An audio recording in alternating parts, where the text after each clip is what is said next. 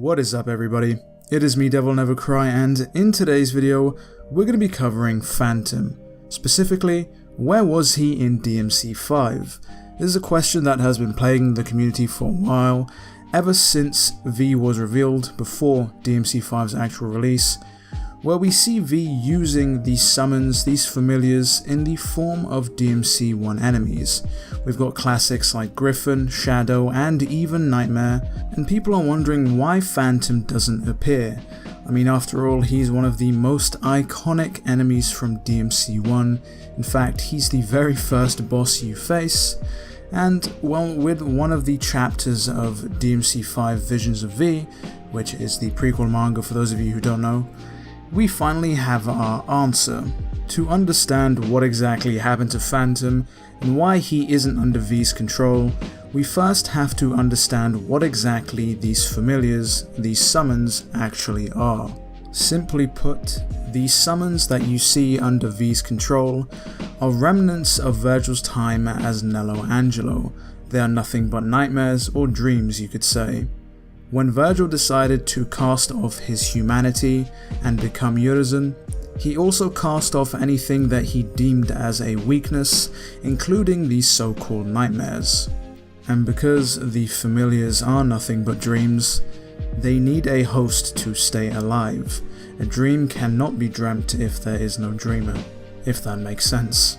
Of course, it's not like V doesn't get anything out of this. He is quite fragile at this point, so he needs to form a contract to be able to defend himself. And of course, with Griffin being the smartest of the familiars, he forms this contract with V almost immediately. Then the pair decide to go off in search of other familiars so that they can make more contracts and bolster their power. And this is when they come across Shadow. They get into a little bit of a scuffle and Shadow actually steals V's cane, causing the pair to give chase, which is where we come across a defeated Shadow laying at the feet of Phantom. Now this ends up putting V and Griffin in a sticky situation. They want to form a contract with both Shadow and Phantom, but Phantom is about to kill Shadow, so they have to step in. Now at this point, Phantom wants nothing to do with the pair. He doesn't want to form any sort of contract whatsoever, and he's actually being quite aggressive, wanting to kill the pair. He ponders why any demon would want to bow down to V, seeing as he's so weak and fragile. It's at this point that Shadow recovers enough to spring back into action, but in a turn of events, Shadow ends up attacking V instead of Phantom. And it's in this do or die situation where V somehow manages to convince Shadow to play ball. Without even forming a contract, Shadow and V work together to take down Phantom. Phantom, in his infinite stupidity, ends up being tricked into attacking what he thinks is V.